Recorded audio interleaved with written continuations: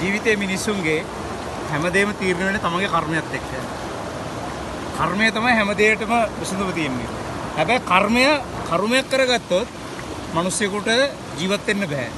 මම කර්මය දෙකම එකට ජීවිතය තියාගෙන ජීවත් වෙන කොල්ලෙක්.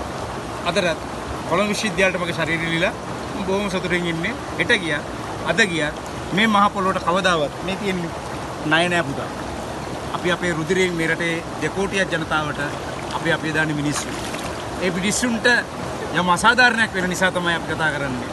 කර්මය තමන්ගේ ජීවිතේ කර්මයක් විදිහට ජීවත් වෙන්න එපා. පුළුවන් තරම් සතුටින් ජීවත් වෙන්න.